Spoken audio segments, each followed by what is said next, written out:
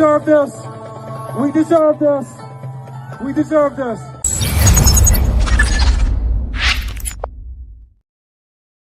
Calgary, Manitoba, Brampton, and tomorrow, Toronto. The Palestinian flag is flying all over Canada.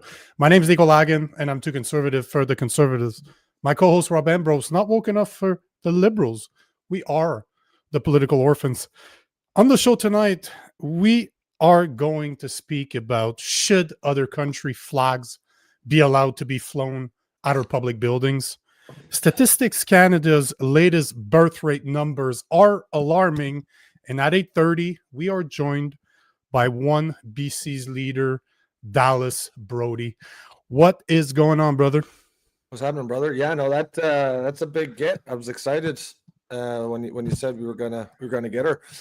She's as I think Wolf here says, man, I just love watching her speak. Yeah, she's been dropping some truth bombs out in BC, and they hate her for it. And she doesn't give a shit. She is what we call ballsy. She has the balls that Pierre Poilievre doesn't have. Yeah, all the trans women who got their balls cut off, they sent them to her. She's got them all. Yeah, I like her. I like her. I've never spoken to her. I've just been working for 3 weeks. Ever since somebody brought her up on the show, I've been trying to get her on and was never getting an answer. But yesterday, David Craden got me a hookup, sent me the name of the people that runs her stuff. I got an answer within 2 minutes. Like literally, I sent him an email Saturday afternoon. Pop, get an email right back. And here she is. Like I offered them a bunch of times, and he responds to me at 2 p.m. this afternoon. Hey, can we do you think she can come tonight? I'm like, yeah, she can. yeah. So here she is. Yep, she is joining us at 8:30, which is very cool. I'm always happy to have always happy to have politicians show up, especially if they have the balls to speak about the real things, right? So, yeah.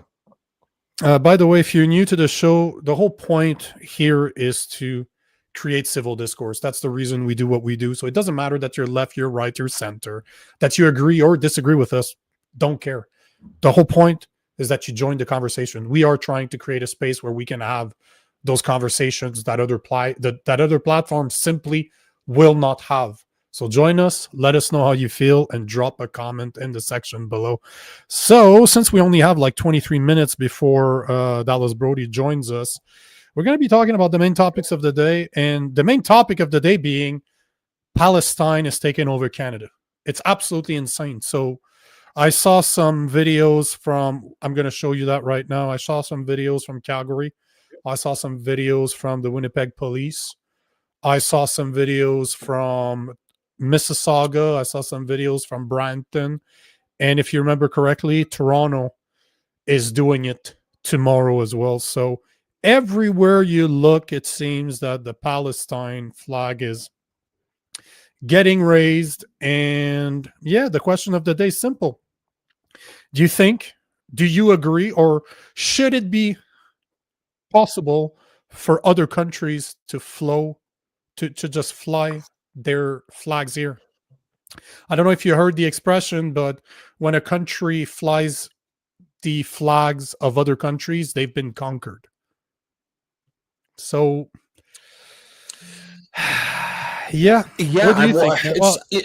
I've heard there's, because of this issue, there's been some talk about just banning all foreign flags, and I think that's a great idea. Why not? To me, it's sensible. It's reasonable. They're just not even just foreign flags, but just no political flags. We don't need any politicized flags on a building that's meant to represent everybody, because that's the thing. It has to. It's City Hall, right? It's not Liberal Hall.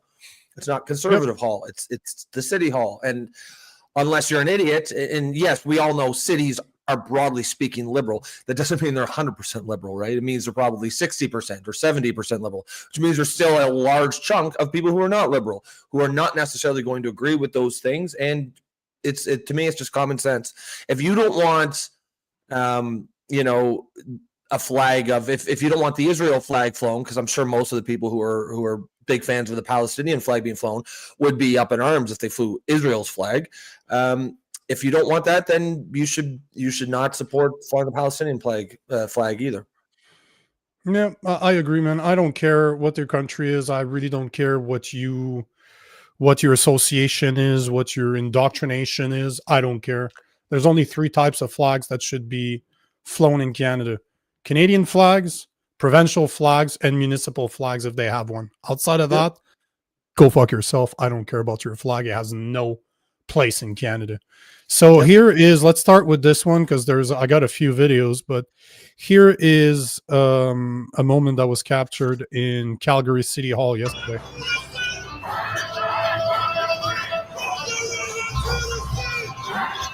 From the river to the sea. That's a neutral statement. We deserve this. We deserve this.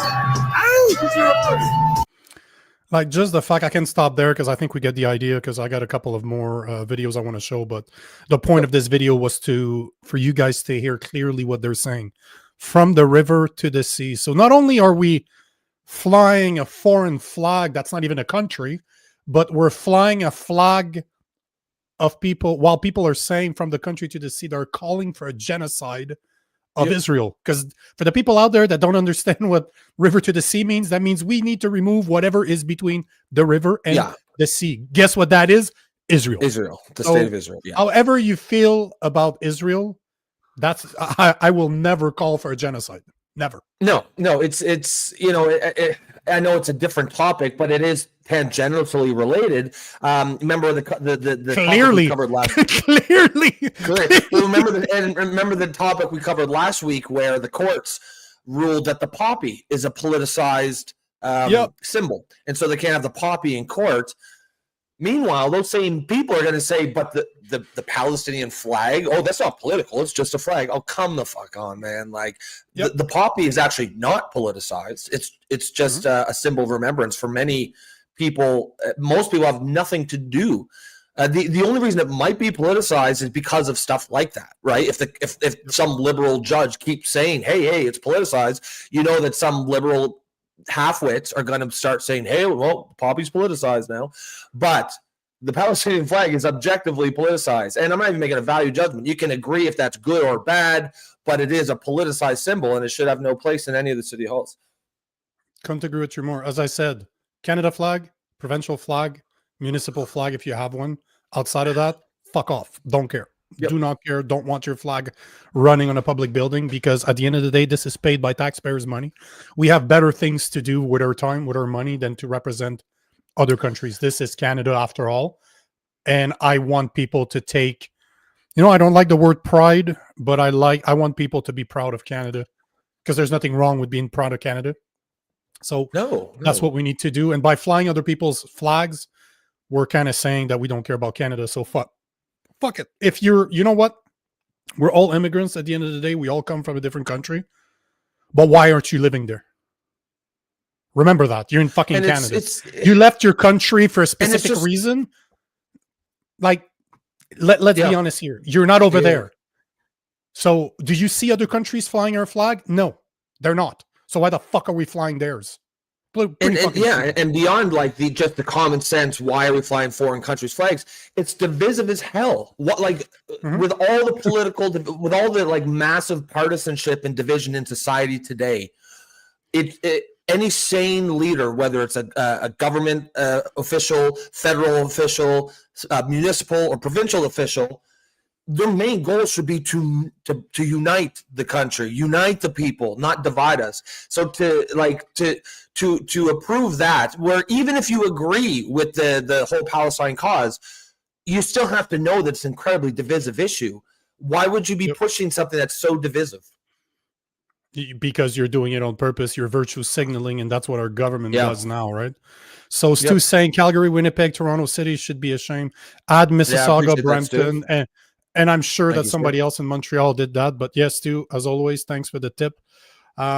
There's a few. I've never seen Jebediah. Jesus, Man, that was a tough Jebediah one. Jebediah saying, that's not your real name, is it?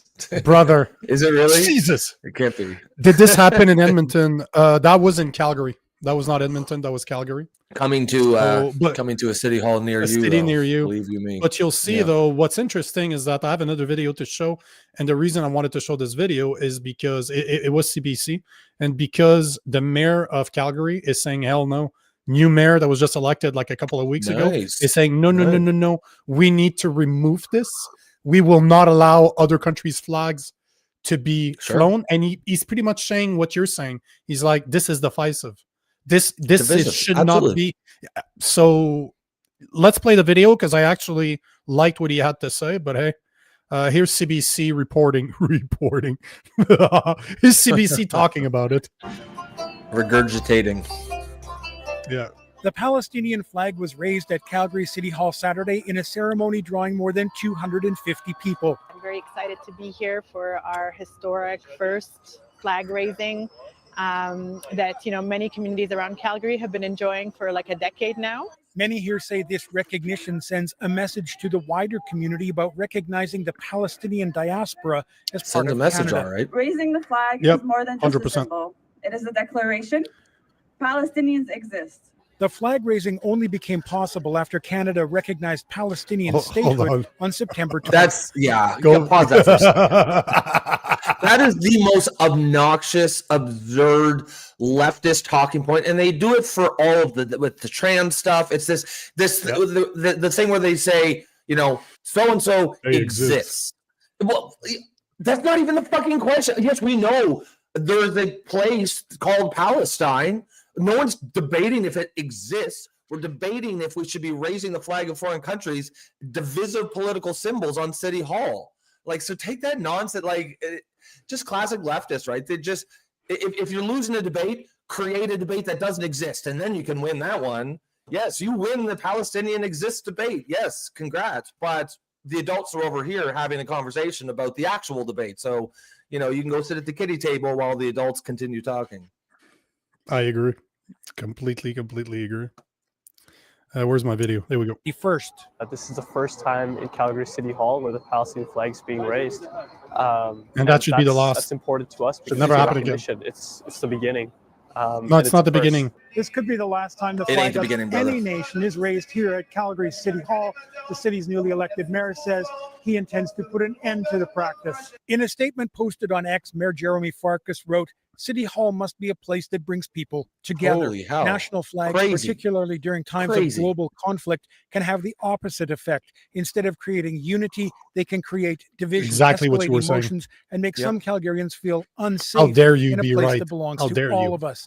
Farkas says he'll move to change the city flag rules in the coming week, a move leaving many here disappointed. And if you heard what he said, not in the coming weeks, as in one day, in the coming week. So 7 days from now, we want it gone. And good for him. Good for him, because that is something that needs to change across Canada. But good for him for being the first one, at least. Calgary's a major city too. Maybe there'll be some people that follow the lead. 100%. We really feel bad, and we really don't want this to go through. Not because I want my flag to be raised next year, no. Just because it's not fair for other countries. Oh, wow. That's a Palestinian. It's not fair. No. If you heard correctly, he's talking about what the mayor is talking about. Lowering. Oh, okay. I thought he was talking about the raising. Oh, okay. I was going to say, wow, good job. But yeah. No. I guess it was too optimistic to think that there's a bipartisan Palestinian. So basically what he's saying, at least that's what I understand, that the fact that other countries might not be able to raise their flag is unfair because they got to raise theirs. That's why none of them should fucking be raised. Yeah, that's the solution. The solution is, okay, great idea. None of you motherfuckers get your flags up here. That's it. What a concept, huh? Today's event was peaceful and celebratory, with few mentions of the conflict in Gaza. 3 people opposed. Well, you don't have to mention the conflict of Gaza, you fucking idiots. We know you've been fucking putting it in our face. We never mentioned Gaza at all. Oh, it's for calling for the genocide of Israel by chanting "from the river to the sea." But we never mentioned Gaza. It's not political. They really think we're stupid. They think we're idiots. Yep. And you know what I like is the fact that there's like 250 people. That shows to you how fucking nobody gives a shit, how a very small minority of people are capable of having such a good, like such a strong voice, or such as a long as it's powerful a voice topic, as long as it's a favored issue. You know what? The next flag I want to be raised is Jesus Christ crucified on a cross.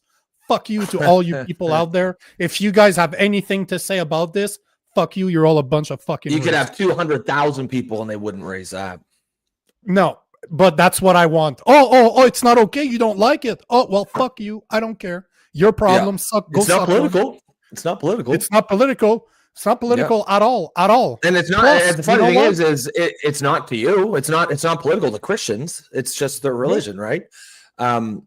You know, Jebediah with a great commentary says, "I have no loyalty to Israel, Palestine, or Hamas. Canada only." Yeah, ding, ding, I mean, ding, really, ding, ding, ding, ding, ding. Fuck them all. It's not like dinner. we regularly say, "I don't give a shit about." Like, it's not. I mean, it's not that I don't care. Like, yeah, I care on some broad sense of like, yes, as in I care that humanity is doing well and blah blah blah. But I don't really give a shit about Israel and Palestine. I care about Canada first and foremost. Yeah, there's a comment we have to take because I have a bunch of other videos, but I think we get the point here. But Anastasia is saying, did you see Mark Carney? I didn't see that. Mark Carney get booed twice. I was just looking at the video. Yeah, they're basically saying the Prime Minister of Canada, boo! And he did the coin toss. At the coin toss, the Prime Minister of Canada, boo! Where's it at, Anastasia? Oh fuck! I could easily find it. I was just watching it on Instagram. And I know who actually posted it, so we'll bother her. No, I mean, like, where's the game held? Oh, yeah. Well, that you can use the Google because I don't know. I do not know. Winnipeg. Yeah. Oh, there Winnipeg. you go. Yeah. So Winnipeg, Manitoba. Oh shit, getting booed in Manitoba. Yeah, good for them. Yeah. Yeah, I mean, as you sort of so better yet a Russian flag, that'll get fuckers. Yeah, why not? Right? Why not? Actually, I want to mix it both. Actually, I was thinking Russian/Christian flag.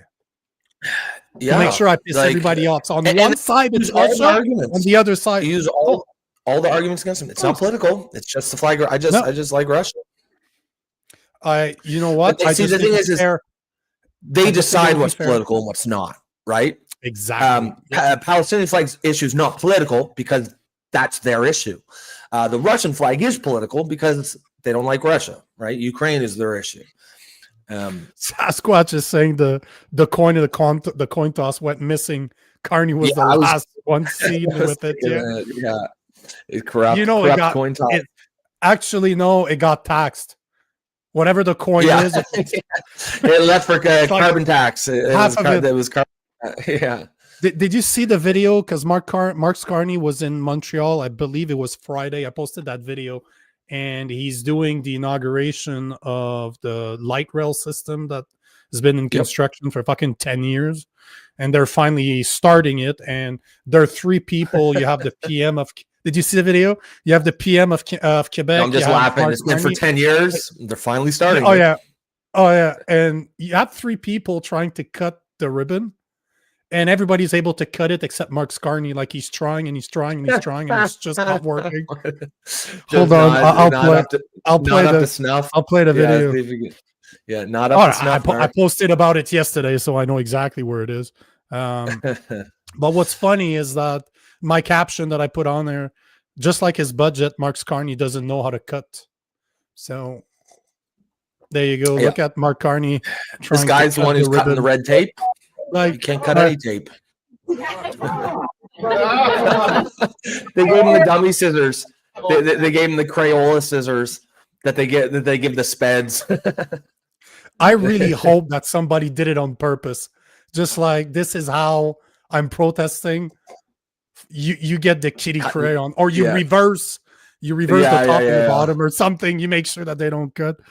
Yeah, that's funny. That's really funny. Before you take before you take another comment, I need to plug in our sponsor. So tonight's episode of Political Orphans is brought to you by Gabble, the world's first live video debate app on the market. You can choose to sit back and watch others debate, or if you have the balls, you can jump in and debate others. Because like us, Gabo believes in civil discourse. So check the description below. We have our affiliate link there. And if you want to support Gabo, you want to support us, make sure to download the app. So that's it. Let's take some comments because, man, we got 6 minutes before Dallas shows up. And, yeah, let's just roll with the comments, man. Yeah. Yeah, sure. Jebediah Ogie Oglethorpe says, I don't support genocide of either country. It's not our problem. Canadians first before others. Would they stick up for us if we were invaded? Hell no. I think your second sentence is the key takeaway here. It's not our problem. It just isn't. Nope. It's not our issue. It's not our problem. If you want to privately donate to the Palestinian cause, fill your boots, right? Fill your boots. But keep it out of public spaces, keep it out of City Hall, certainly keep out of the federal budget. If we were on top of the world and we had almost no poverty and we didn't have vets living in the streets and tent cities everywhere you look, and young people owned homes, and people could feed their families, then yeah, sure, okay, let's think about. I mean, even then, I would say probably I don't want my money to go to Palestine. Not our problem. But then we can think about foreign aid, right? Then we can think about, okay, now we can take care of other people. But we're a very long ways away from that. We're not even close to that. Why are we giving away billions to Ukraine to fund more wars, or Palestine to fund the resistance there? Because that every aid dollar, like they'll be like, oh, it's just for aid, it's for food. Yeah, how do you think the leaders of Hamas became billionaires? They didn't become billionaires in fucking ham sandwiches sent by the UN. No. It all goes through their fingers. Talking about this, we might as well. I wanted to bring up another topic because that kind of might explain why we're seeing foreign flag flown all over Canada. CTV is reporting that more than 40% of Canadian births had foreign mothers in 2024, as per Statistic Canada. 40% of Canadian births were born to mothers that weren't born in Canada. So I talk about this all the time. So that sounds bad, right? But here are the real numbers. So more than 40.6% of Canadian births had foreign-born mothers in 2024. That almost doubled since 1997. So in the past 30 years, it went from 22.5% to 40.6%. But it gets worse. Since 2015, the population has increased by 16%, going from 35.5 million to 41.7 million. So 16% increase in 10 years. All of that growth came from direct immigration and birth to immigrant parents. The Canadian-born birth to non-immigrant parents actually shrunk by 1.5% over the past 10 years. 32% of people living in Canada right now weren't born here. So 13.2 million people. If this trend continues by 2037, 50% of people living in Canada will not have been born here or born from immigrant parents. That's fucked up, man. For the people out there that don't believe in the replacement, and those numbers, the numbers that I'm talking about, they don't exist. People are not talking about that. I did the digging and I came up with those numbers because I talk about this on my Instagram all the time. But the 40.6%, the fact that CTV News is actually reporting on that, saying that 40%, and we're talking, man, those are huge numbers. Doubled in the past 28 years, went from 22.5 to 40.6, so it literally doubled. That's fucked up. And we shrunk. Canadian born, like us, for example, that our parents were born in Canada and we were born from Canadian parents, has shrunk by 1.5%. And yet we keep on opening our doors to immigration like there's no tomorrow. So it's no wonder that everybody wants to have their flag flown at City Hall. No fucking wonder that we're paying 42.3% of our income to taxes. No wonder that our birth rate are so fucking low. No wonder that our youth can't find a job. Like, it's insane. When you start going down the list, it's just one thing after the other, after the other, after the other. No word, no question. And immigration's the root. Social services. Oh, of course. Immigration's the root of it all. You can't have mass immigration and have social services and be a social system just like we are in Canada, you can't. Because look at our healthcare. Now, did we have problems with our healthcare 30 years ago? Sure, we did, but it was nothing like what we have today. Like nowhere. Well, that's just it. We already had problems, and then you add on a million new bodies a year, or 800,000 new bodies a year, and the system cannot sustain itself. No, it's breaking the camel's back, as we say, right? So I see that Dallas Brodie has joined us. Are you thumbs up if you're ready to go? Yeah, she is ready to go. So does she need an introduction? Does she? Does the people out there believe that she needs an introduction? Because I'll give her like 5 words. The leader of OneBC, Dallas Brodie's here with us. How are you doing, Dallas? Hey, Dallas, how's it going? I'm doing great. How are you guys doing? Not too bad. We appreciate you taking the time to come talk with us. Oh, I'm honored. Thank you for having me on. I've been trying to get you on for about 3 weeks, and I record a lot of content with David Creighton, and he had you on last week. I'm like, bro, you need to give me her contact. So Tim from I think you'll find a receptive audience here. Our audience is very excited to have you on. Terrific. That's how it started. But that's how they started. We do everything live, and we have hundreds, if not thousands, of comments every day. And as you can see, the comments are right there, right next to you. They're just going to go through. Oh, yeah. And somebody's like, hey, do you know Dallas Brodie? I'm like, no.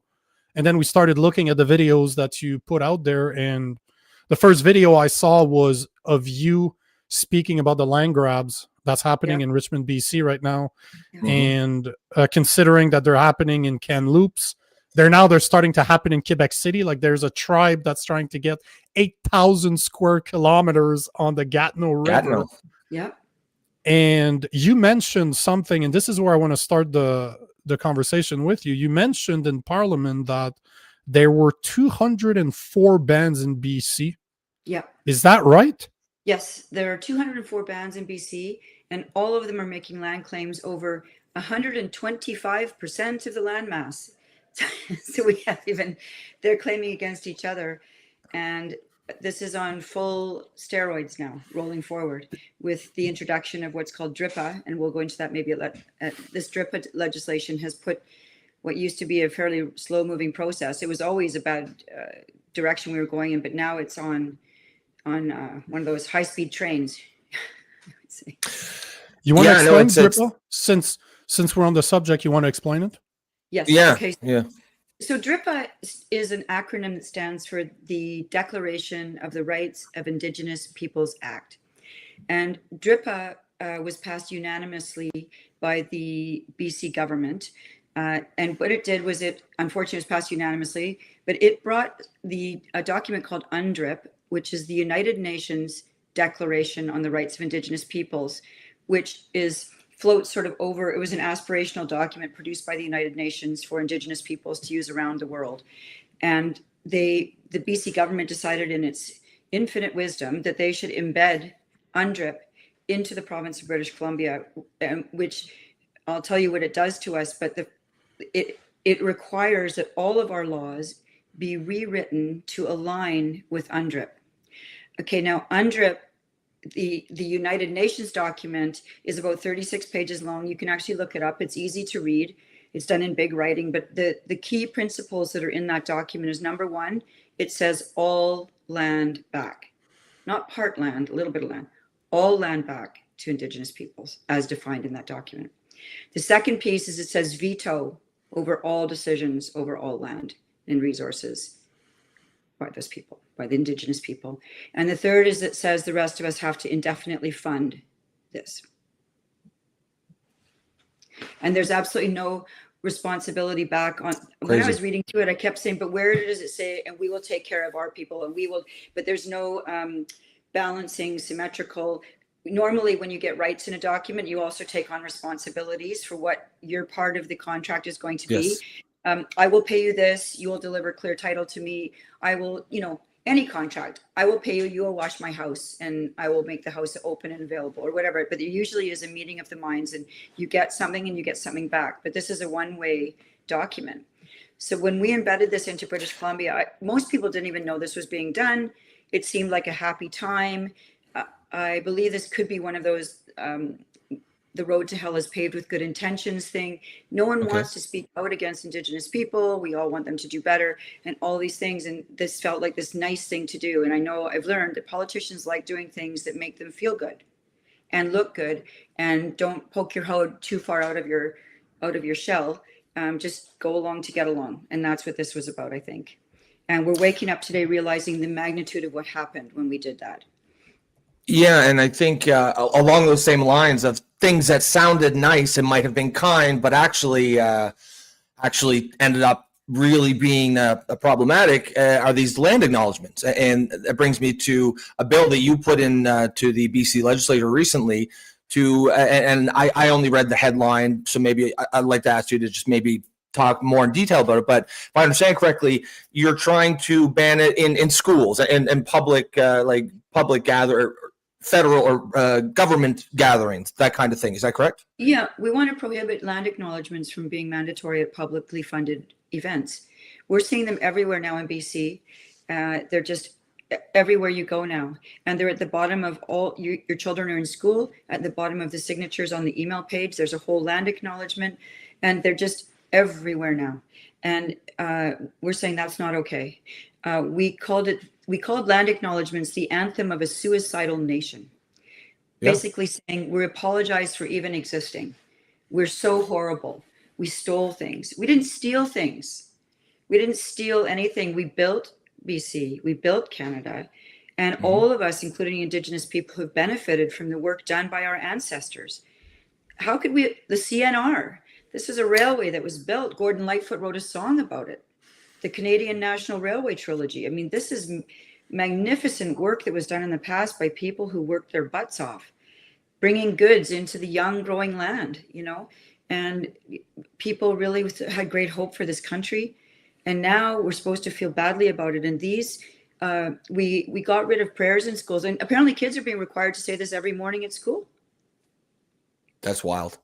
That's well, and to me it seems obvious that what we're seeing in Richmond is directly downstream of these, you know, polite land acknowledgements. You know, if for 10 or 20 years everywhere we go, the government is saying we acknowledge that this is not our land. At some point, the courts are going to take you seriously, and it sounds like that's what the courts did in BC. The first time I heard one, I remember thinking, "What is that?" I remember the first one I thought, I said, this is not good. And it just picked up pace and then appeared everywhere. And I think that to me, it feels like a grooming process, grooming us into accepting our own surrender, our own go down, accept that we've been appalling, accept that we were horrible. And I don't do that. I'm not doing that. I don't believe that anybody should do. I don't think any Canadian should do that. We should be looking up and boosting our province and our people, but this is not a way forward. But this is what we've been doing, and it has an impact. As you repeat this mantra over and over again, it has an impact. That's why they do it. So what do you think the solution is? Can we remove drip, undrip, however you want to call it? How do we remove that? Because to me, this is just a start. BC is like is the testing ground, and this is already starting to spread to the rest of Canada. So what's the solution? Well, in British Columbia, our party, OneBC, has a set of things that we would like to do. The first thing we would do is stop all voluntary transfers of money to Indigenous nations here in BC, all because there are a lot of just voluntary payments. They're not even required to be made. It's just checks being cut. I've seen the list of the public accounts, and it's just 107 million to you, 45 million to you, 40. These are big checks. This isn't about you know $5,000, $10,000. Even that's a lot of money. Okay, but these are huge checks. That would stop. Then we would immediately repeal DRIPA, get rid of it. That's something that actually the Conservative Party of BC ran on before I was expelled from that party. The DRIPA would be repealed, remove it, and then declare that UNDRIP is of no force in effect in British Columbia. Just get it out of here. Get the World Economic Forum, get this UN away from our province. We can manage things on our own. Thank you very much. And then bigger projects would be doing something along the lines of what Danielle Smith has done, making demands of the federal government. We want an amendment to the Constitution Act of 1982, removing Section 35, which created these Aboriginal title rights back when it was passed in 82. and led to all of this case law from the Supreme Court of Canada that has ended up with the Cowichan decision, Haida, all of these claims, Delgamuukw, Calder, all of these cases, and then also demand the repeal of the Indian Act and stop the reservation system and allow the people on reserve to have fee simple title to their homes, operate those like small townships or municipalities and regularize them into the normal economy, and because the people on reserve are actually living with no accountability either. I've get calls from like, this isn't anti-Indigenous people. It's about they're living a lousy life under control of these communist ethno states that run it like a family. Little fiefdoms, right? Yeah. And if you complain and say, hey, where's my money? I've been told you get your job canceled in the office. You can get orders, investigations put on you. You can have your hot water turned off. Your kid isn't picked up on the school. Like there are penalties for sticking your head out and asking some questions. So very quickly, don't do that. And that's imagine living that way. And it's basically gangsterism in some reserves. Yes, that's what it looks like to me. If everything you get comes from that office and you're afraid that, you need to live in that life, that's really hard. And it's not fair to them. And apparently Aboriginal people can't have title to their own house. They get a certificate of ownership, but it doesn't mean anything. They can't use it and sell it, or it belongs to the band, which means it's controlled by the chief, right? And I know there are some reserves. Basically, the chief is like the emperor and the king all rolled into one on the reserve. And if you're lucky enough to have a fair and competent chief, that's great. Your band will thrive, or your reserve will thrive. But as history shows us, doesn't often tend to be the fair and just people that rise to power. Yeah, I have a question for you. I was wondering, do you think, because the things you're talking about here now, like repealing the Indian Act, these are, even a year or two ago, these would be just completely like that's absolute third rail in Canadian politics. You would never hear anyone talk about this publicly because everyone's so terrified to be called racist and all that stuff. And I think a lot of this is going away. Do you think there's a potential for these bands to sort of overplay their hand here? Because I think, and now me and Nico have some disagreements on if there's anything's going to come of this or if it's just going to be more of the same. But I think, this story could really, really scare the shit out of the boomers, right? If you get this shit, they might take my house. Now you might actually spur a whole lot of people. And as I don't know how much into the demographics of the last federal election, it was the boomers that gave Mark Carney the prime ministership. So, I mean, if you scare a whole lot of boomers, I think it's possible that a lot of stuff that was completely unthinkable a couple of years ago might now be on the table because, I think a lot of the Indigenous tribes had a pretty sweet gig going. They had a golden goose, and I think it's possible they may have killed it with this. It's funny you use that expression because that's what I've been using too. If you overplay your hand, you end up making people very angry. And people are very upset. They feel like they did the right thing. They were being kind, and Canadians are generous by nature. And everybody wanted a better deal for Aboriginal people and to see them succeed. And what we've actually seen is not progress. We've seen regression. Things are worse. In British Columbia, for example, we know that the lifespan of Aboriginal people has dropped by 6 years since the NDP came into power here. 6 years.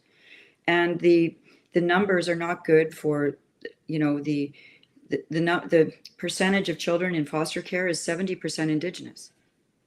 I mean, what's going on here? If there's it's not a thriving. There's a disaster going on right now in front of us, and we're back talking about something that took place 100. It's on right now, and if money were the answer to this problem, it would solve it. But I think all of us know as grown-ups, money doesn't solve every problem in your life. It doesn't. It makes things easier sometimes, but it doesn't solve what's in here. Money doesn't fix. You have to do that work, and you need to look inside, and we all need to do that. I'm sure you've both been through times when it's like you gotta do that work. And so anyway, I agree with you that this topic has been too much of a political hot potato, and nobody wanted to talk about it. But we have to talk about it in BC because it is the elephant in the room. Almost every fifth or sixth word in the legislature is either First Nations or Indigenous. First Nations or Indigenous. So it's with us every minute in that legislature. And I think that if you're accepting public money, everything is open for discussion. Nothing should be a no-go zone in politics, and no one should be offended by questions being asked about a huge file like this. I don't care if they're offended. Your emotions are not relevant to facts, right? Even if it offends you, that doesn't mean we shouldn't have the discussion. Because as Rob said, I'm a Christian conservative and I disagree with Rob and I disagree with you. I don't think the boomers are going to realize anything because it's not applying to them right now. The day that it does, maybe, but most of them don't live in small cities. Most of them live in the city. It's the people in rural area that will lose their house. Not people. You're not going to see people downtown Edmonton, Calgary, downtown Montreal, Toronto losing their condos to land acknowledgement, right? They're not gonna lose anything. So those people are never going to realize that this is going on because it's not going to affect them. But unfortunately, I think that's the time we live in right now. You just look at the last Liberal budget and we're talking about generational investment, which means your grandchildren are going to be paying the tab for what you won today. So it's unfortunate to say, but a lot of liberal, like boomers, the liberal boomers, don't seem to care about their grandchildren because they feel that what they're receiving right now is owned to them, and they think we're still in the same country from Canada 30 years ago. I don't think they realize that we're not there, right? You know, I actually agree with you on that. I mean, I'm a boomer. I was born in 62, and I'm just on the tail end of the boomers, and I have a good life. I worked my butt off. I was a lawyer for years. I fixed up houses with my then husband. We worked our butts off, working all week, Home Depot all weekend, putting in insulation, like doing all that stuff, having tenants, working our way up. And I have twin daughters who are in grade 12. And I'm here because I'm really worried because I see what's going on. And I'm mad at my friends and my cohort because I see them. I'm like, guys, wake up. You can't just sit here going to the desert and going golfing. And because we had a good ride. After World War II, our parents' generation worked their tails off. It was all about providing for your family. A lot of them had grown up in poverty. They had rough time, deprivation, the war. People were they were really working and building, and they had to provide. And we had a beautiful childhood. And through the 60s, 70s, 80s, incredible time. Great music, great stuff. Life was pretty good, very good. And we could afford things. I bought my first place when I was 27. I got my first condominium for probably $110,000. I had saved up 30 grand somehow. And, I had enough money to do it. So I'm very worried about the kids coming behind. And that's why I'm doing this. We have to deal with these problems because we've got it's everything. The taxation's too high. These young kids can't get a nest egg built up because their money's all taxed away from them. There's no disposable income left over. And you have to be able to have some capital to do anything. And if they can't build any capital, they'll never have any hope. And I think it's heartbreaking, actually. So I am angry at my cohort. And some of them, they're out off the country. And I'm like, get back here and fight. It's nice that you're down on your boat in San Diego, but come on. You guys had a good go. They'll come back to vote for Carney. They'll fly back and vote for the Liberal Party. I know, but I'm not carrying any water for those people. I'm not very happy with it, and I think that they need to wake up. This Richmond case is waking a lot of people up, though. I have to say, I knew this was coming 20 years ago. Just watching the case law, now it's right in our face. You can't look away. Yep. We're right here. We are now looking right because now the claims are coming right into the Lower Mainland, and I guess you know about the Richmond case quite well. I'm surprised it took this. Kamloops is next. So, I was wondering if you could get. Do you want to go, Nico, or do you want me? I've got a question for. It's because there's a bunch of different questions. We only have her for 30 minutes, so there's a bunch of little subjects I'd like to bring up because I just want to highlight how she's different from other politicians out there. Like I'm really impressed by what you're pressing. So you're pressing on the land grab. You're also pressing on the fact that women can't have penises. Like I saw you in the video with Billboard Chris, which we've had on the show. I've had the pleasure of interviewing in person, and I'm sorry for the expression, but you have the balls to actually say that women can't have penises and leave our children alone. Crazy that's I'm actually a woman. That takes courage.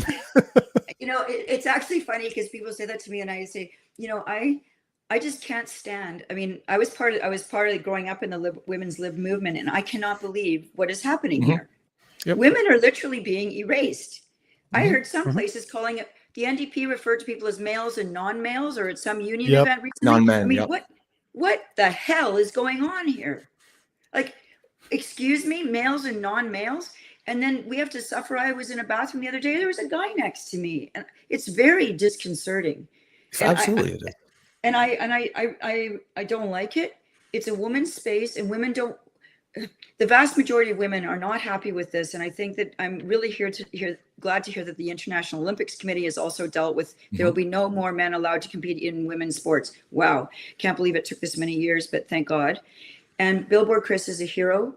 What he's doing is very hard, and he deserves some kind of world medal for the children. I mean, we have children in BC as young as 14 having healthy breast tissue removed.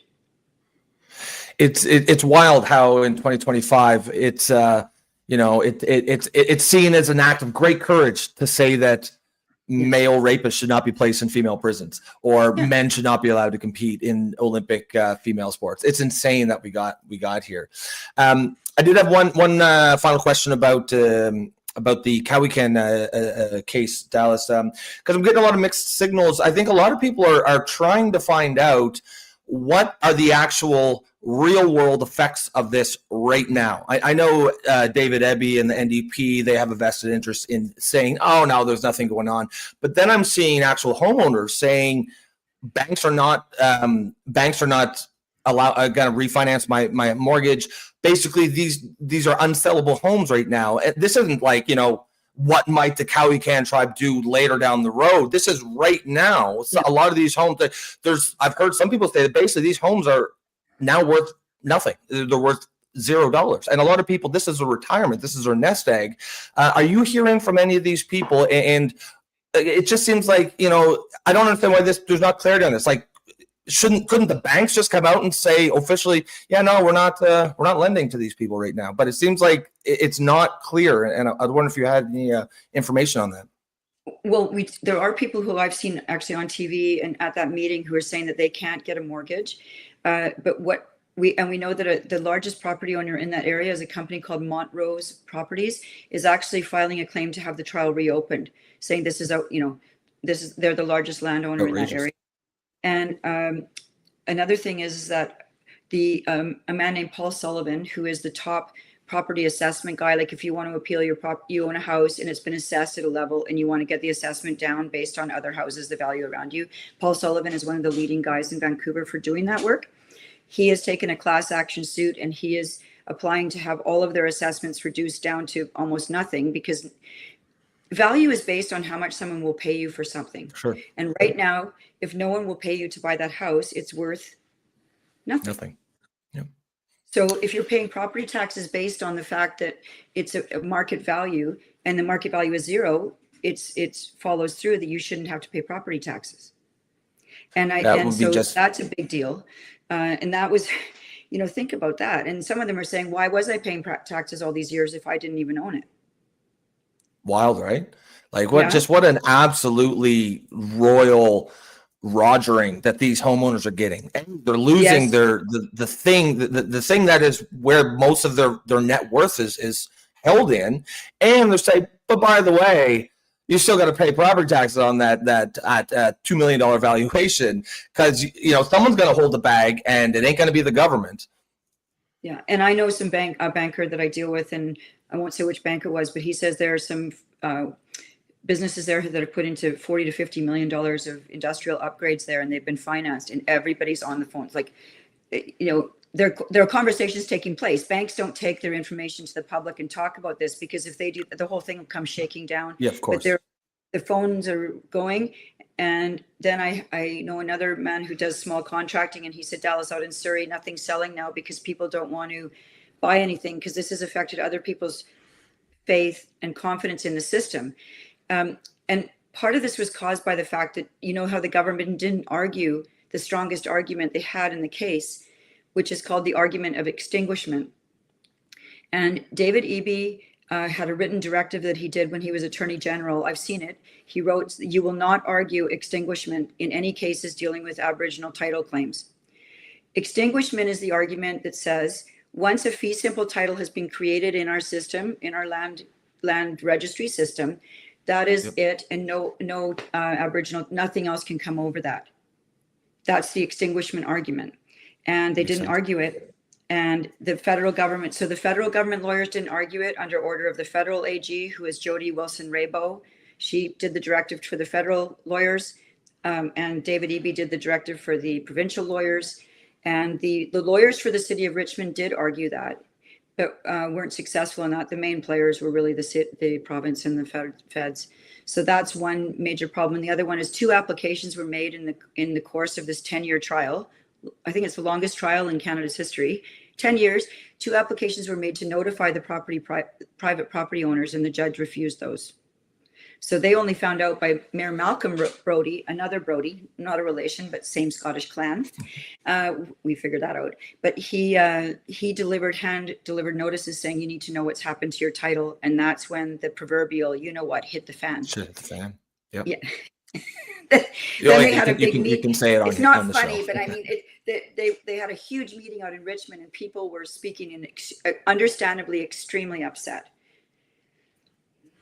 So, considering what's going on, because you would consider yourself conservative, right?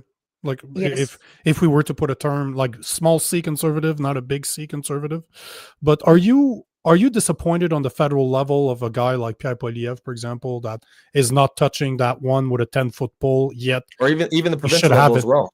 Rusted. Yes, I'm very Yeah, but disappointed. I feel like here I am, this beginner politician, and I can see the absolute desperation and problems that this is it's destroying our economy. Like, I can't believe that it came down to me and my colleague Tara to do this. And you should see the abuse we take in that legislative building. We've seen it is awful. I go in there, and while I'm trying to stand up and speak, I've got the NDP hurling abuse at me across the aisle, calling me names, grunting, groaning anytime I say something. It's absolutely, it's abusive. And I think to myself, I have to listen to stuff the Greens say that I think is just appalling. I don't make noises. I listen. That's their right.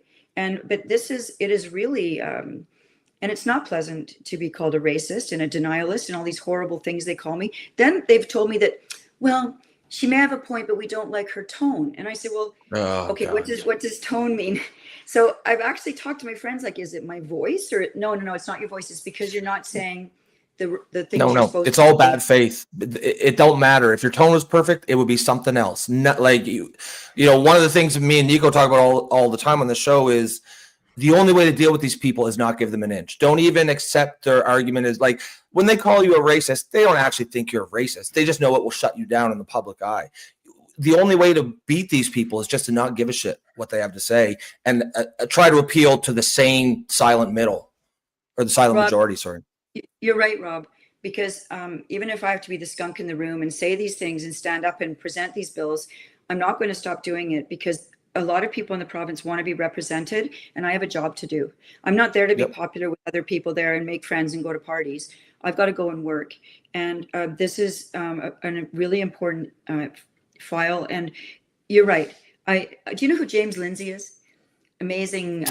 He's amazing. I think I see him on X Twitter.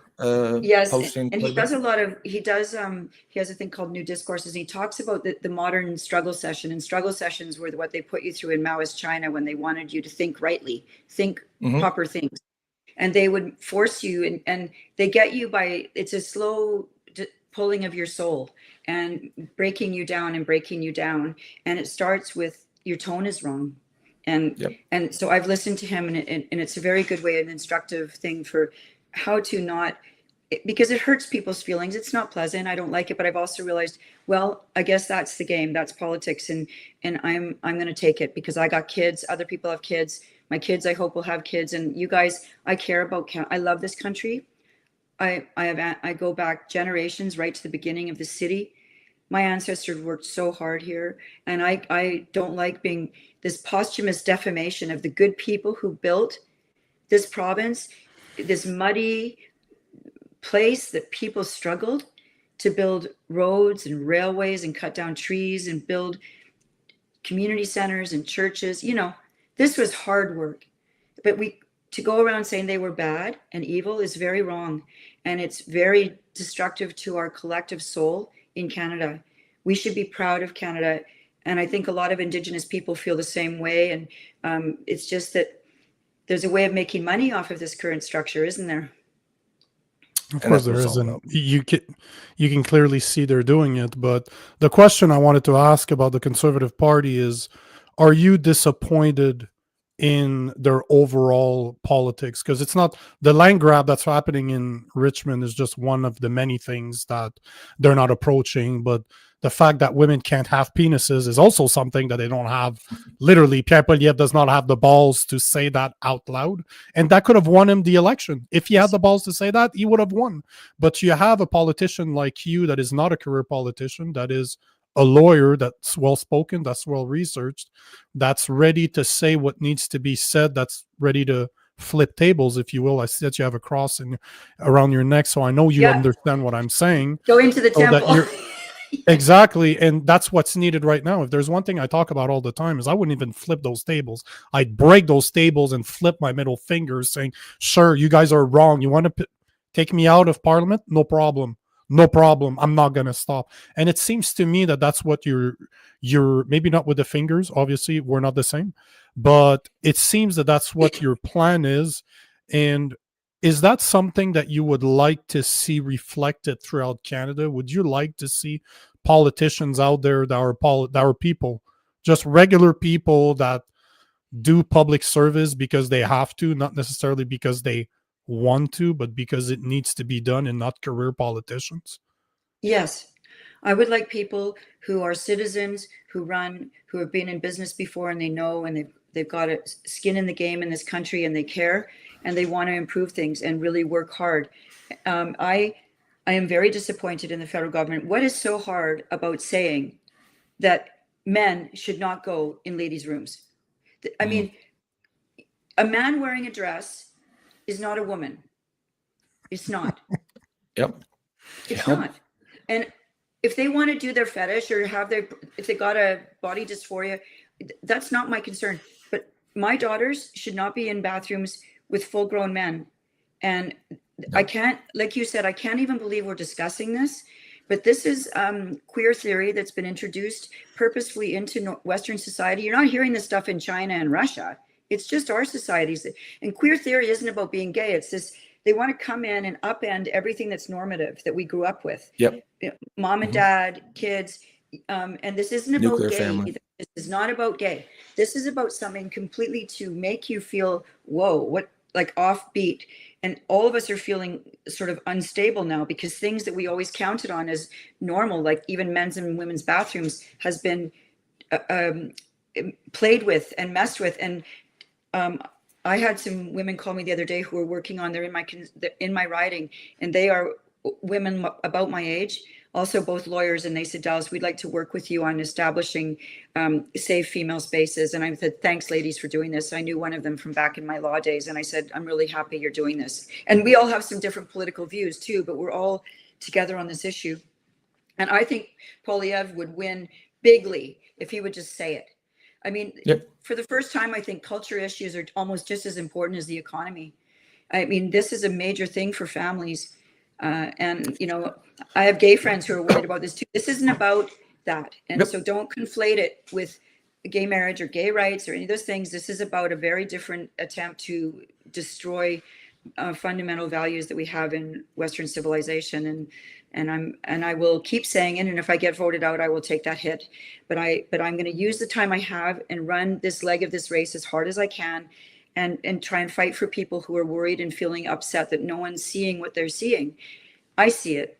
And so yeah, I'll get some beatings over there on the ledge, but Tara and I, we go in. Yeah, the BC led, British Columbia led, not the place you want to be with that message, but it's a place where it's needed, to be honest. You know, and I think you hit on something that I think, you know, a lot of people are feeling, you know, like there's the you know, with the trans issue, as you're talking about, there's obviously the direct effects on women, effects on homosexuals. One of the things that really started to turn my thought process around was seeing all the homosexuals on social media complaining about what they see as fundamentally a homophobic ideology.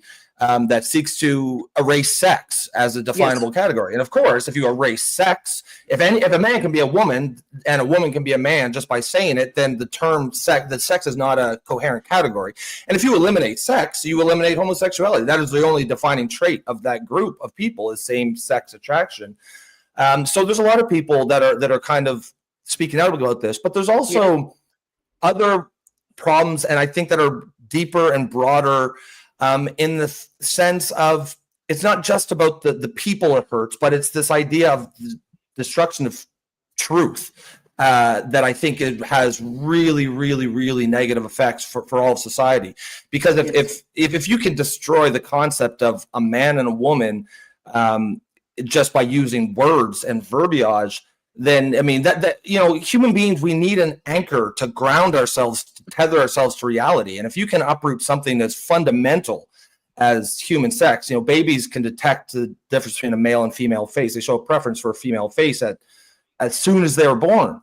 This is built into our DNA, is sex detection. And to uproot something like that, I mean, it has to have massive downstream psychological effects on the entire species. And I think you're seeing that with this explosion in anxiety rates, depression rates, and I think to tie this into the sort of cowie can issue that we're talking about, one thing that I think these activists really understood is how important language is. And I think we need to understand that when we go back and fight against this. Like one thing they went at the beginning of this fight back in probably 2015, when the trans stuff really took off, before it was even a debate in public, they went to the newspapers and the media and they started training them and brainwashing them on pronouns and creating style guides. And, once the media starts calling men she, her, right there, that's 90% of the battle, right? Like every time you call a man she, her, you make it that much harder to tell that man he doesn't belong in the women's bathroom. And just by changing the language, they have effectively changed the reality. Now, they haven't actually changed the reality, but they've changed the perception of reality.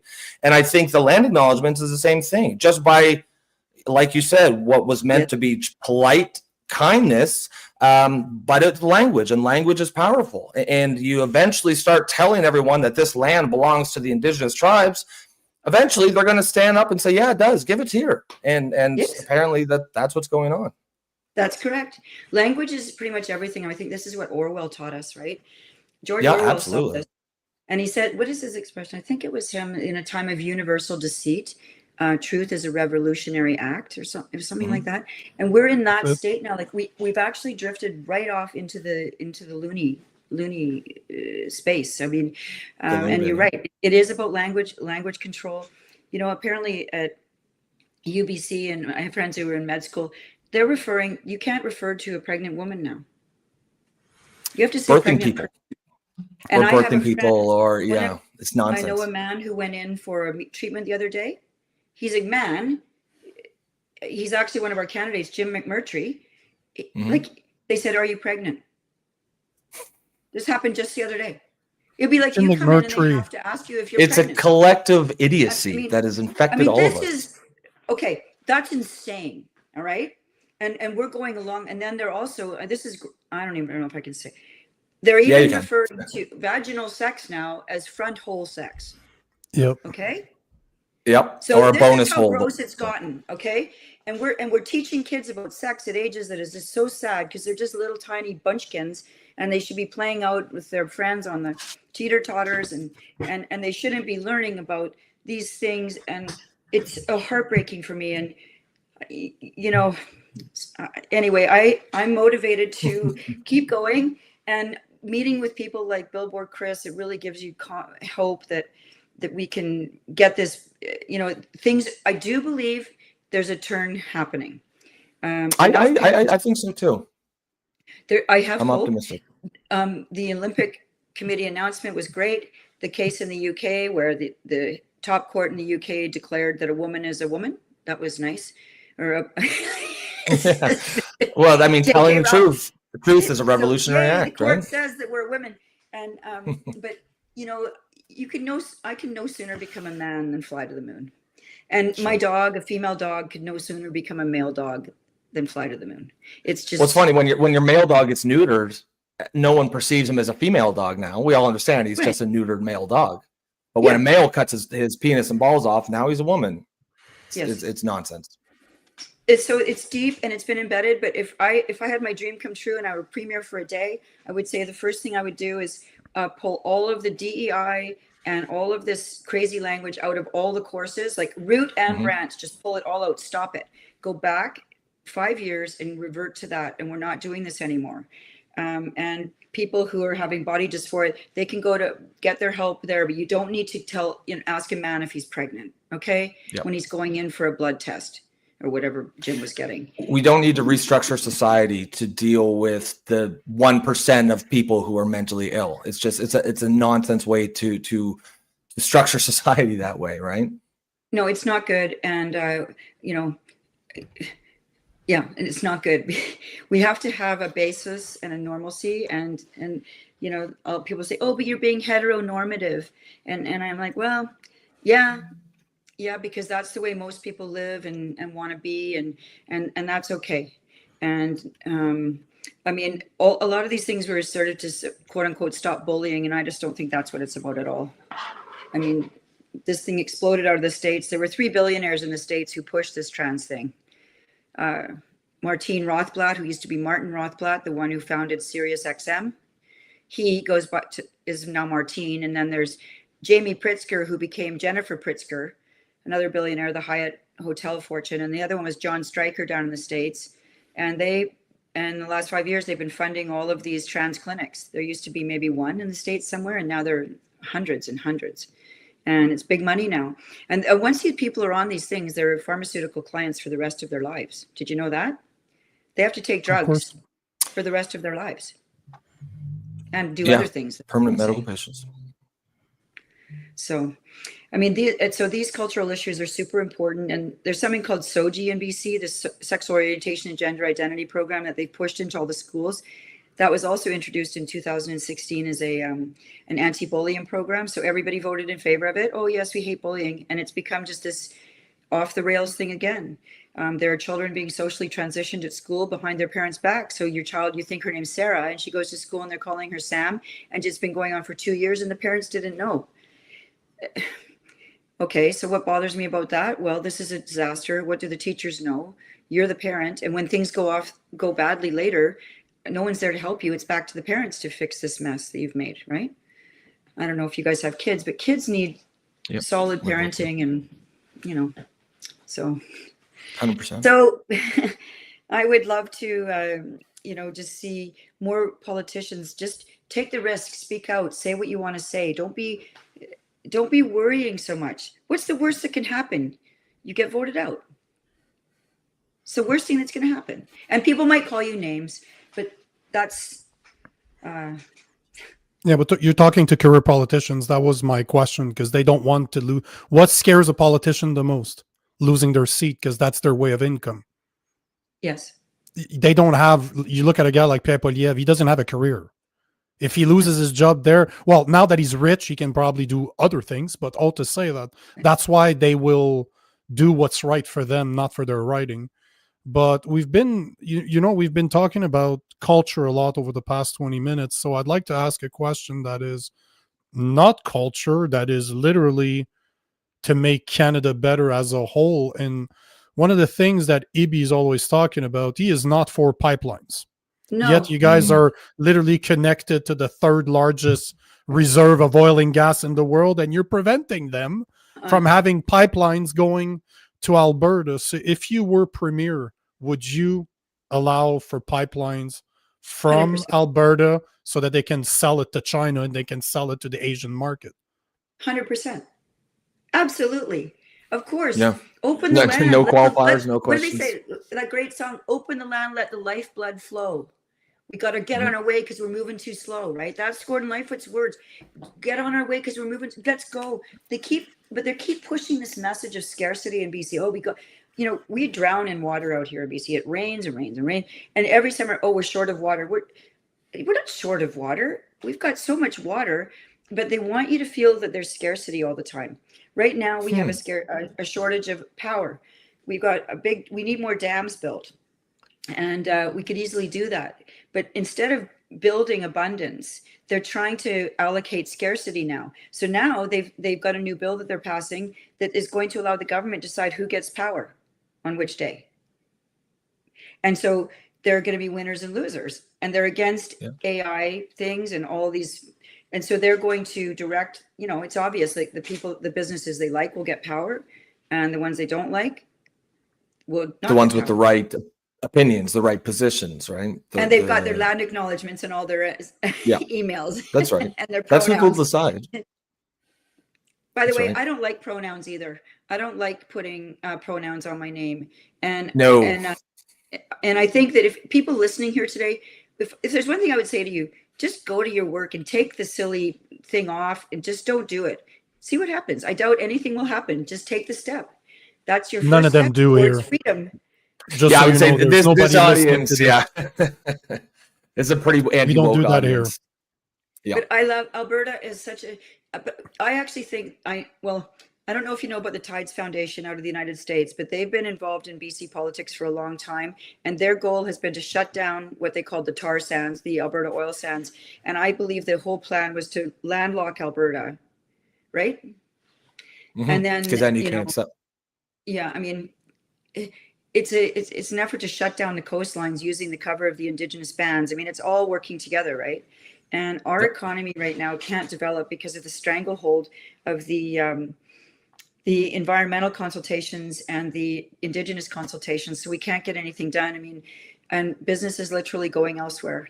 Literally, we're having sawmills. People can't get fiber for their sawmills, even though we've got trees galore, like trees everywhere. But we have to import fiber from the United States. Can you believe that? Have you ever been through BC? It's nothing but trees. Crazy. But we're importing from the States. And to me, that's just crazy. And you can do things environmentally safely, but we need to use our resources. BC was built on those, you know, these primary industries, fishing, canneries, forestry, mining.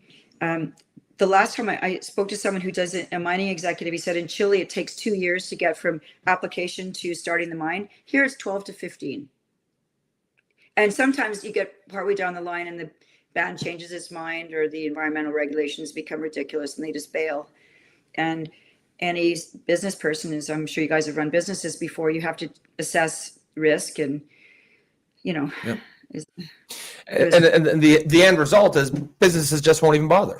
They just, you know, they'll just say, why do it? And as you say, perhaps that's the intention. Now, a lot, that is, well, I believe there seems to be a desire to turn BC into a park. That's what it feels like to me, just a park. Ridiculous.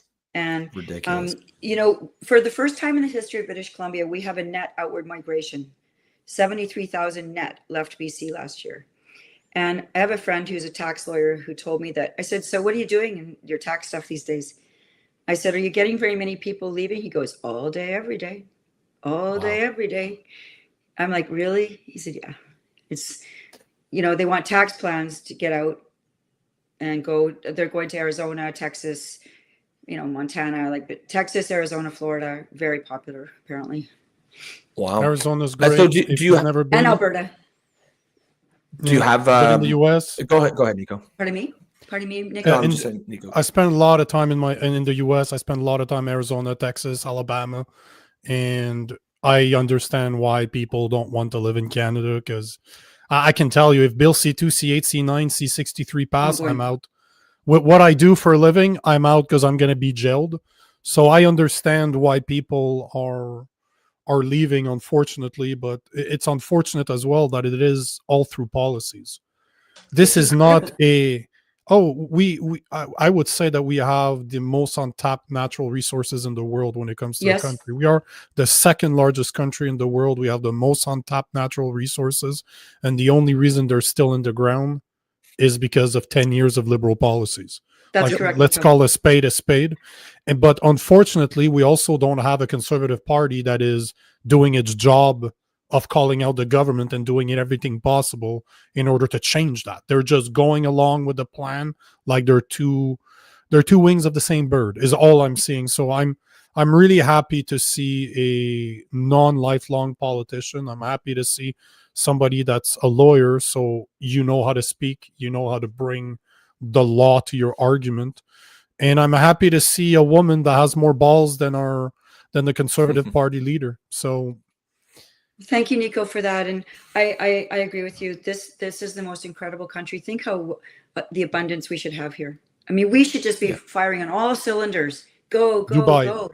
You know, It should be drill, like baby, Dubai. drill. Let's go. Yeah. Let's get going. And remember when Trans Mountain used to, like, my dad used to do some work in Alberta when he was at Turbo Resources, and he said, Dallas, the lifeblood in Alberta, the people, the way they work. And he goes, it's just incredible to see the way they lay down those pipes and the work ethic. And I mean, I just would love to get back there and see this place booming again. And with the right leadership, we could. I don't know what Mark Carney's doing.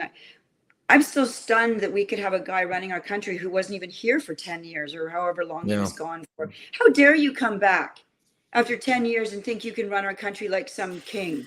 Like, what are you doing? You float back in, you're basically placed in office, and you're our prime minister now. We don't even know you. And it feels like he's really involved with World Economic Forum things, and that worries me. I don't think that I would also say, if I were prime minister or premier, get the hell out of our country. Leave us alone. Take your policies and go somewhere else. We don't want this around here anymore.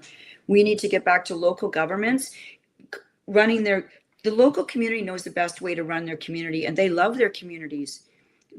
Most people love their little area. Absolutely. They'll take care of it. They don't want someone from way in Davos telling them that they have to have a 15-minute city today. And it really feels like we've lost control over our decision-making apparatus. And the last 8 years under Trudeau and this country, I don't even recognize it. I'm just going to say that, you guys. I don't recognize it. There's no freedom of speech.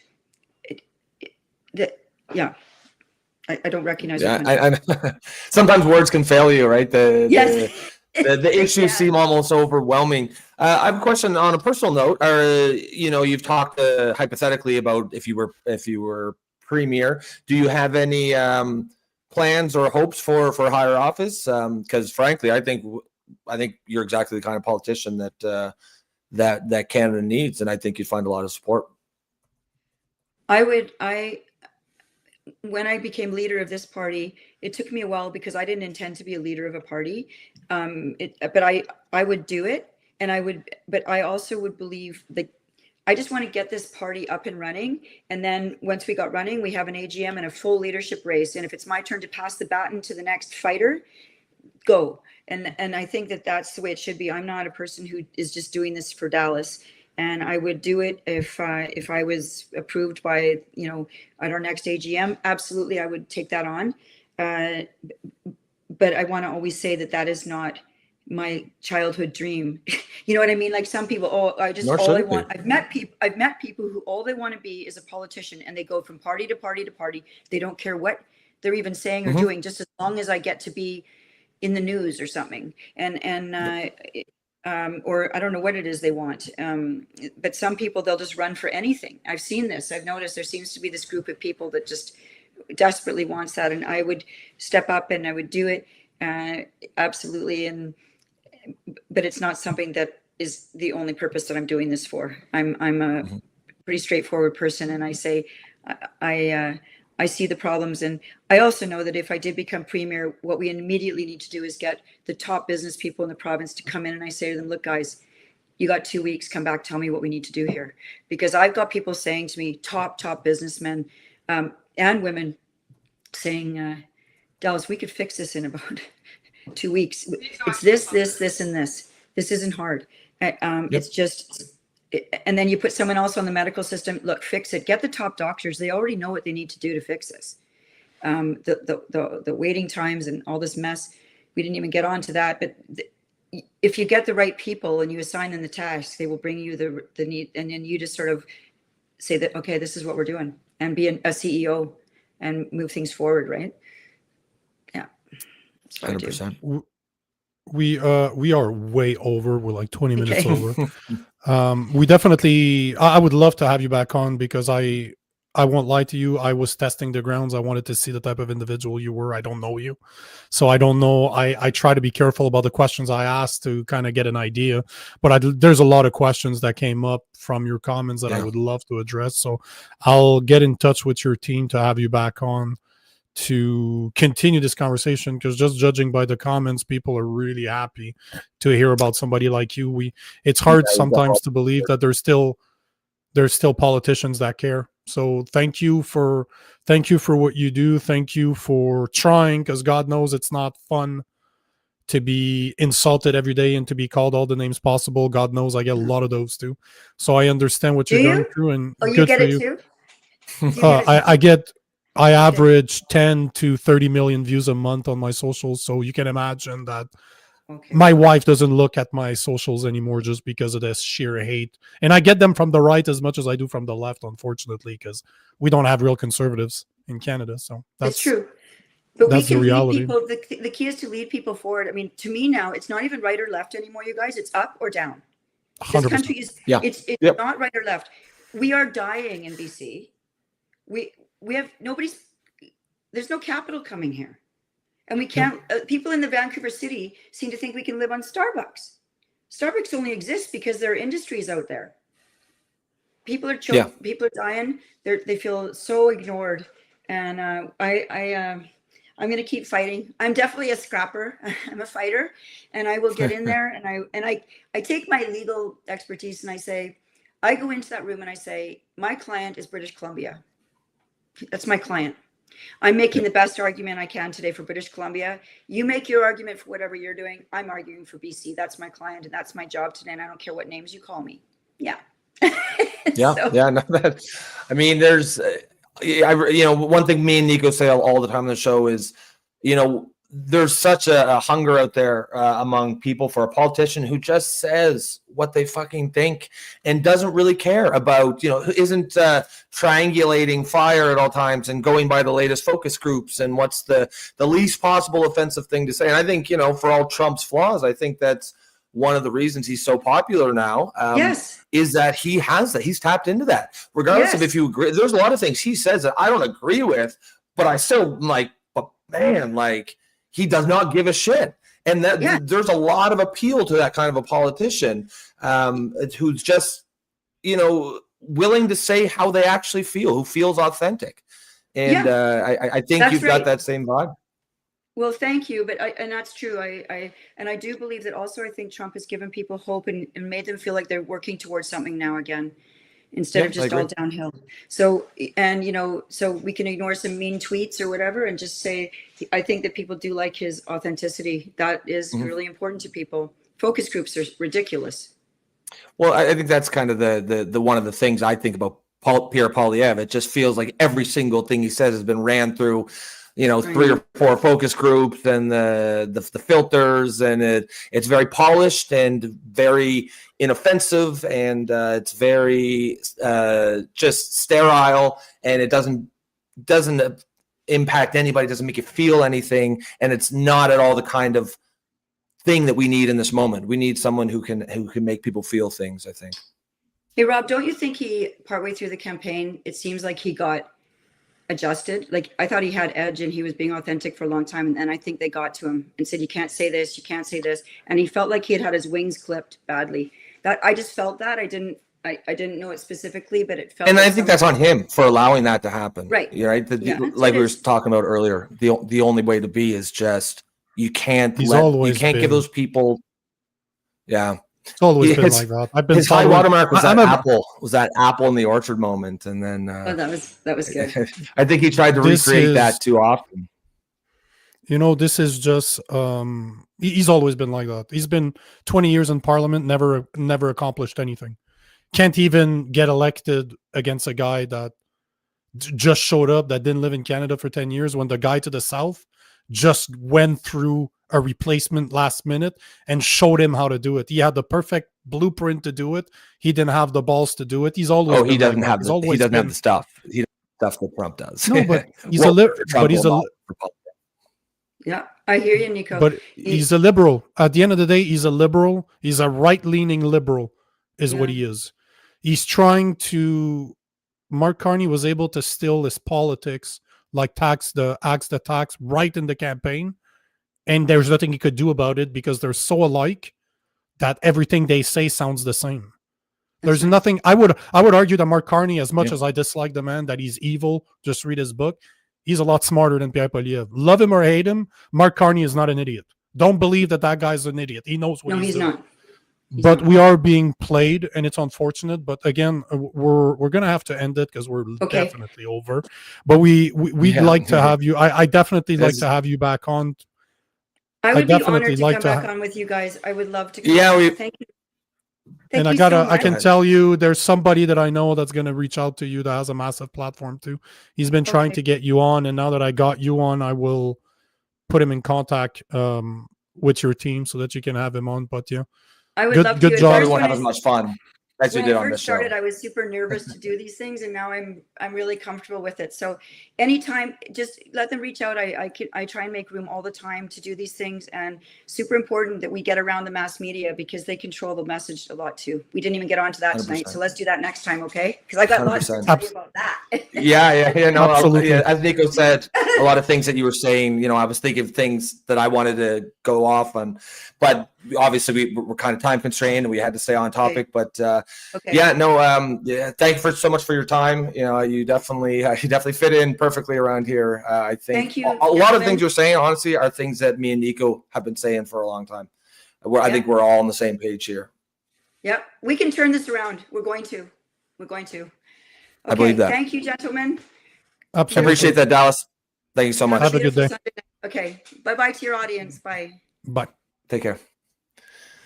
That is Dallas Brodie, the leader of OneBC party and persistent pain in the ass or thorn in the side of David Eby out in BC.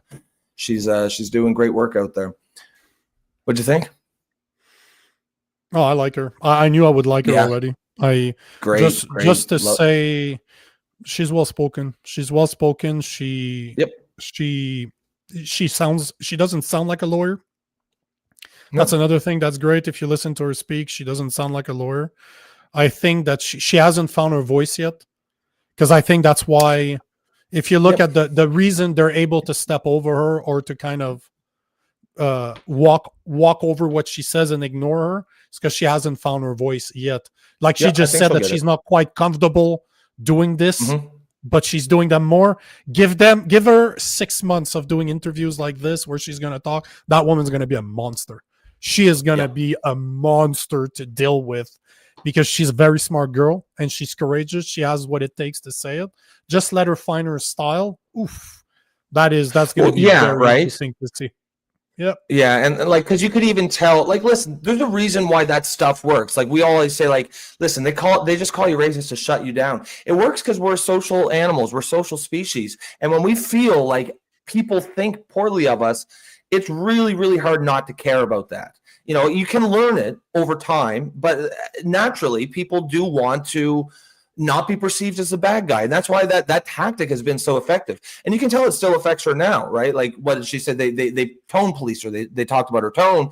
And then she was like, and I asked my friends and they said, so even the fact that she's asking her friends means it does bother her. And of course it does. But once she figures out that these are just bad faith people and, fuck these guys, as you say, I think she's going to find her voice. And I think it's going to be powerful. She already is. So yeah, her voice already is. So I think she's exactly the kind of politician that Canada needs right now. Yeah, there's no politician I would vote for right now, but I'd vote for her.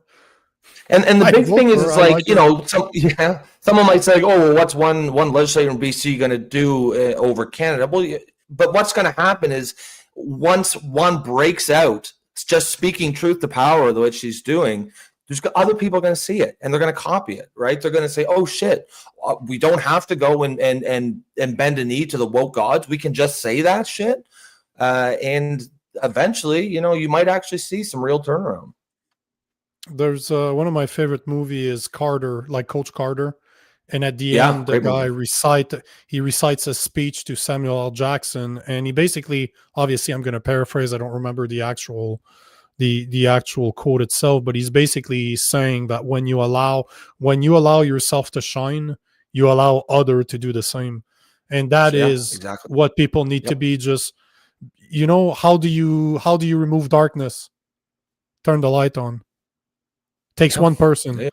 One person to light a room. One person, and then people get inspired. They see what could be, and people get inspired. They get motivated to follow, and that's what I'm seeing in her. So I'm really looking forward to seeing her do more. I'm really curious to see her getting her feet wet, doing more interviews, being louder in Parliament, start flipping tables.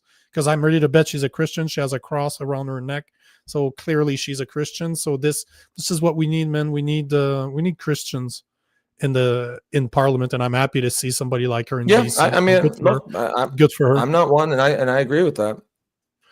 I agree. Yeah, but you don't need to be a Christian to want to live under a Christian society, right? That's right. Cultural. As that guy said, I'm a cultural Christian. Maybe not a theological one, but a cultural. That was Jeff Evely that said that. Yeah. I like the way you framed that. All right, guys, we're going to put a pin in it there for the night. Hopefully, you guys enjoyed that interview. I think, pretty sure you did, just based on all the comments that were coming in. Obviously, you know, when we have a guest, we can't get to the comments as much, but I could tell that you guys were really enjoying that chat. I certainly enjoyed it. I think she enjoyed it. It was very informative. I'd love to have her back on. So hopefully you can get in touch with the people and get that sorted out. Other than I'd that, love folks, to see her on the mashup too. She would be great on the Saturday night mashup. That's what I was thinking. Oh, the next mashup, I'll have her on. Oh, yeah, that'd be a huge ratings draw too. Oh yeah, absolutely. All right, guys, we're gonna pin it there. Excellent start to the week. We will see you tomorrow, Monday night show, same time as always. Peace.